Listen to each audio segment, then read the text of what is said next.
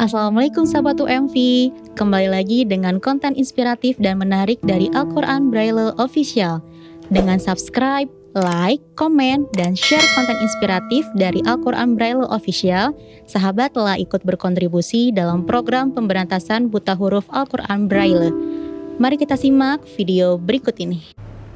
Assalamualaikum warahmatullahi wabarakatuh.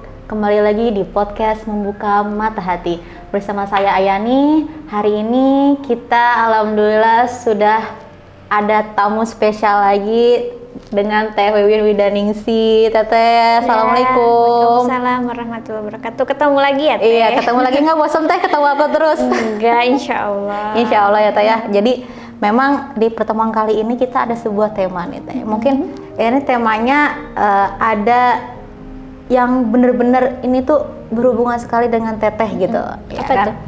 Metode tunanetra dalam menghafal Al-Quran. Penasaran banget nih aku kalau ngelihat Teteh baca Quran gitu ya. Kadang aku tuh suka, wow, masya Allah gitu, bisa selancar itu gitu dengan teknik, dengan metode apa sih yang digunakan sama Teteh gitu. Aku tuh kadang penasaran gitu, pengen sama gitu kayak Teteh, cuman akunya gitu sekarang itu masih berjuang, masih berusaha biar bisa jadi apa ya, seperti Teteh baca Al-Qurannya. Nah untuk saat ini Teh, Teteh itu kan membaca Al-Quran itu kan menggunakan Al-Quran Braille Teteh ya? Iya. Nah sejak kapan Teteh mengenal Al-Quran Braille Teteh? Sejak saya masuk sekolah kelas 1 tuh ya 10 tahunan Teh. Berarti usia 10 tahun, Iya. kelas 1 SD gitu ya, Iya. sudah diajarkan gitu Al-Quran dengan menggunakan Al-Quran Braille itu. Iya. Nah, mulai mengenalnya itu kan tadi sejak SD ya Teh ya? Sejak SD, usia 10 tahun, ada nggak cara atau metode Teteh dalam menghafal Al-Quran itu seperti apa? Saya kalau menghafal Al-Quran itu biasanya murojaahnya setelah subuh Teh. Jadi setelah subuh murojaah, nanti setelah sholat maghrib itu penambahan ayat. Jadi gitu. di murojaahnya itu setelah subuh ditambah ayatnya setelah sholat maghrib. Nah nanti yang ditambah dengan yang sebelumnya saya ulang lagi setiap waktu sholat, berarti zuhur, asar, maghrib, dan isya gitu. Masya Allah. Berarti dalam sehari itu bisa beberapa kali ya Teh ya? Iya. Dalam metode menghafal itu. Tapi tetap Teh, kalau yang ayatnya panjang itu satu ayat, kalau yang ayatnya pendek-pendek bisa 2 atau 3 ayat. Oh gitu. Jadi tergantung suratnya gitu ya? Dibatasi ayat-ayatnya. aja biar nggak terlalu pusing juga kan. Iya, Masya Allah. Nah Teh, selain dari cara dan metode tadi Teteh yang dijelaskan gitu ya, ada nggak cara atau metode lain yang Teteh pakai gitu selain yang tadi? Ada. Jadi Apa, Teh? misalnya nih, Qul huwallahu ahad itu baca 10 kali Teh. Baca 10 kali. Setelah itu baru ayat yang kedua, Allahu Somad, baca juga 10 kali. Nanti setelah ayat 1 dan 2 dibaca tuh, ayat 1 dan 2-nya dibaca 10 kali juga Teh, insya Allah tuh cepet hafal. Masya Allah. Berarti bisa ya Teh sama aku dipraktekin juga gitu Boleh, ya, coba. cara Teteh dan metode Teteh? Boleh dicoba Teh. Boleh dicoba. Harus banget ya dicoba iya, ya, biar dicoba. lancar bacaan Al-Quran itu semakin baik gitu ya. Iya. Nah Teteh, ada nggak selama belajar gitu, selama menghafal Al-Quran ini kesulitan-kesulitan yang dihadapi itu pernah nggak? Ada Teh, paling kesulitannya itu kalau di ayat-ayat yang susah, agak susah dibaca ya Teh, agak kesulitan gitu. Jangankan saya gitu, guru-guru saya pun itu misalnya contohnya di surat Maryam itu memang harus ketemu sama gurunya Teh. Jadi biar tahu cara bacanya, kemudian pelafalannya seperti apa gitu Teh. Jadi memang ada beberapa surat yang harus talaki istilahnya, harus ketemu dengan gurunya langsung gitu. Gitu. Berarti memang cara tunanetra dalam menghafal Al-Quran tuh nggak semudah itu ya Teh ya, nggak semudah kita bayangkan, karena memang membaca Al-Quran apalagi tunanetra kan dengan menggunakan Al-Quran Braille ya Teh, berarti kan ada proses di mana tunanetra tuh harus mengenal dulu Braille itu seperti apa gitu ya. Nah Teteh mengenal Braille itu awal-awal sebelum belajar Al-Quran Braille itu kan kita pasti tahu ya Teh ya, kita diajarin dulu alfabetnya. Berarti Teteh gitu juga ya Teh? Sama, belajar huruf hijaiyahnya juga, kemudian belajar tanda bacanya Ya. atau barisnya, kemudian belajar Iqra sampai 1 sampai 6 jilid, kemudian Ya. ke Al-Quran yang biasa gitu Teh. Nah uniknya ya Teh, uniknya ini dalam Al-Quran Braille itu kan satu buku itu kan satu juz ya Teh ya? Iya betul. Nah untuk satu Al-Quran itu berarti itu sampai 25 kg itu ya, itu sudah termasuk terjemah Teh? Iya sudah termasuk terjemah. Tapi ada yang sekarang cetakan terbaru, Ya. yang satu bukunya 3 jilid, 3 juz, Ya. itu hanya 10 kg Teh, lebih simpel, hanya tidak ada terjemahnya gitu. Oh begitu. Jadi memang yang 25 kg ini sudah termasuk terjemah gitu ya. Sudah ada terjemahannya. Dan memang kalau untuk di Al-Qur'an yang biasa aku pakai itu Teh, kalau misal tanda baca kayak misalnya kasroh, doma dan fathah itu kan kita letaknya di atas dan bawah ya Teh ya. Betul. Kalau misalnya di tunanetra bagaimana Teh? Kalau di Al-Qur'an Braille itu? Di Al-Quran Braille itu selalu ke samping Teh, misalkan bismillah, ba, di sampingnya kasroh, di sampingnya sin, di sampingnya tanda sukun, di sampingnya mim, di sampingnya kasroh, bismi misalkan gitu. Iya. Dan penulisannya pun tidak bisa diperbesar atau diperkecil Teh, sudah standarnya seperti itu. Makanya Al-Quran Braille itu tebal. Oh gitu. Jadi memang Al-Qur'an Braille itu nggak bisa ya Teh kalau misalnya diperkecil lagi itu nggak bisa? Nggak bisa Teh. Nggak Udah bisa. standarnya seperti itu. Kalau yang awas kan bisa diperbesar atau diperkecil. Iya betul. Ada yang Al-Quran yang besar, ada yang kecil kan Teh. Iya. Kalau Al-Quran Braille tidak.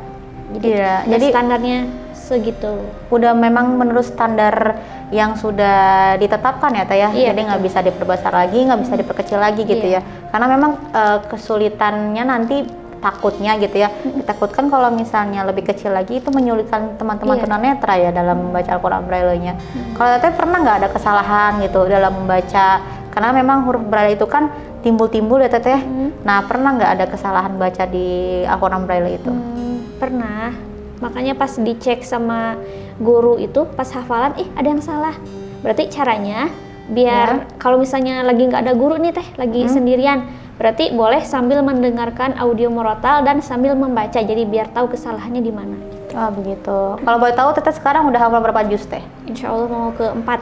Oh ke-4 juz, Masya Iya. Allah. Itu dari juz berapa aja Teh? Juz 30, 29, 28. Juz 30, juz 29, 28. 28. Berarti wah, Sama 27 berarti ya. kalah saing berarti aku. Masya Allah. Aku hafal juz 30 doang Teh. Tapi insya Allah diusahakan untuk bisa menghafal juz-juz yang lainnya gitu ya dalam tahap Iya. masih belajar. Kita Boleh sama- Teh menghafalnya yang mudah dulu aja, yang Iya. sering didengar. Misalkan kayak surat Ar-Rahman, Iya. Al-Waqiah itu kan sering gitu. Iya. Itu namanya surat-surat pilihan seperti Yasin, itu boleh menghafalnya dari situ juga boleh. Berarti kalau mau menghafal Al-Quran itu nggak harus dari juz 1, juz 2 gitu ya? Enggak Teh, bisa boleh dari yang sering didengar aja. Biasanya kan yang sering kita dengar itu cepat hafal. Iya, Seperti betul. surat Yasin misalnya sering dibaca setiap malam Jumat, itu kalau dihafal tuh nggak akan terlalu sulit Teh. Iya betul. Berarti memang benar kalau misalnya kita sering baca itu akan hafal juga ya Teh? Iya ya? betul, lama-lama juga hafal. Akan hafal juga. Jadi memang apa namanya ya, umpan gitu ya, umpan untuk kita biar mau menghafal itu kita Iya. harus mau baca gitu. Kalau kita nggak mau baca ya akan sulit juga ya Teh ya. Meskipun sekarang sudah ada Al-Quran dalam bentuk gawai atau gadget itu kan, tapi tetap aja ya Teh ya diperlukan Al-Quran Braille gitu untuk teman-teman membaca. tunanetra Iya. biar bisa. Biar tahu bentuk hurufnya, biar tahu panjang pendeknya dan tajwidnya juga biar lebih paham gitu. Gitu, Masya Allah. Berarti memang benar-benar Teteh ini menghafal Al-Quran itu perjuangannya besar banget ya Teteh. Banyak malesnya Teh justru. Iya betul Teh, aku juga sama. Masya Allah, Aku iya. juga sama, tapi insya Allah ya mencoba untuk lebih baik lagi Makanya gitu ya. tidak banyak-banyak juga Teh. Jadi di target aja misalnya sehari seayat atau 2 ayat, yang penting ada penambahan hafalan. Ya Masya Allah, berarti betul ya. Nah, untuk teman-teman yang tunanetra nih Teh, yang sekarang lagi nonton channel YouTube kita nih di podcast Membuka Mata Hal ini, bukan hanya tunanetra saja, mungkin ada teman-teman yang lainnya gitu yang lagi menyimak. Ada nggak Teteh kiat-kiat yang ingin disampaikan untuk para penghafal Al-Quran, seperti apa? Semangatnya harus seperti apa gitu? Iya, jadi pertama harus betul-betul semangat melawan rasa malas sih yang pertama Iya. Teh.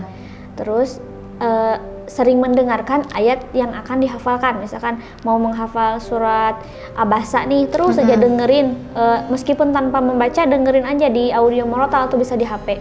Sering dengerin, nanti juga lama-lama itu bisa mempermudah untuk menghafal gitu Teh. Masya Allah, berarti buat teman-teman yang saat ini lagi nonton, seperti tadi ya Teteh ya, bisa dimulai dulu dengan surat-surat pilihan gitu Iya, ya. Kalau betul. mau menghafal tuh ya. Jadi memang surat-surat yang sering dibacakan gitu ya, dilafalkan itu kita akan membuat ingatan kita tuh semakin tajam lagi ya Teh ya. Iya. Jadi bisa semakin hafal gitu. Nah, Teteh kalau boleh tahu nih dari Teteh tadi cara metodenya seperti apa, terus kiat-kiat buat teman-teman nih seperti apa, terus dari kapan Teteh mengenal Al-Quran Braille? Sekarang Teteh itu ada nggak kegiatan atau misalnya aktivitas dalam mengajarkan teman-teman yang lain gitu untuk belajar Al-Quran Braille? Ada sih, ada yang online, ada yang offline. Iya. Kalau yang online ada tadarus juga, terus ada yang menghafal juga, ada yang belajar membaca Al-Quran Braille. Yang offline-nya ada yang di sini di UMP, di Umi Maktum Pois, di kantor setiap hari Minggu. Gitu. Setiap hari Minggu di jam berapa Teh kalau misalnya? Ini dari jam 9 sampai ba'da zuhur. Ini yang ngajinya bapak-bapak ibu-ibu yang sudah lansia Teh, Masya Allah. Masa Masya kita Allah, kalah ya? masih semangat ya Teh ya? Iya, masa kita Tuh. kalah ya sama beliau. Iya, gitu. betul. Masya Allah ya Teh ya.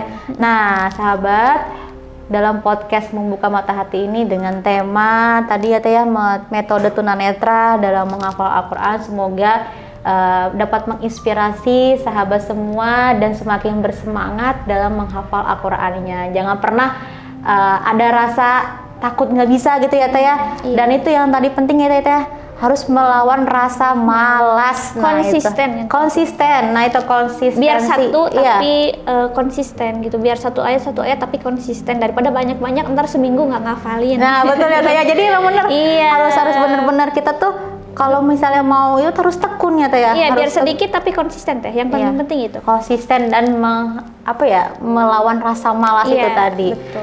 Alhamdulillah sahabat, kita sudah di penghujung acara podcast Membuka Mata Hati ini. Semoga di podcast ini dapat menginspirasi dan memotivasi sahabat semua yang saat ini sedang menghafal Al-Quran. Ingat, kita harus konsisten dan harus melawan rasa malas. Saya Ayani dan di samping saya juga ada Teh Wiwi Daningsi. Mohon pamit dari hadapan sahabat semua. Wassalamualaikum warahmatullahi wabarakatuh.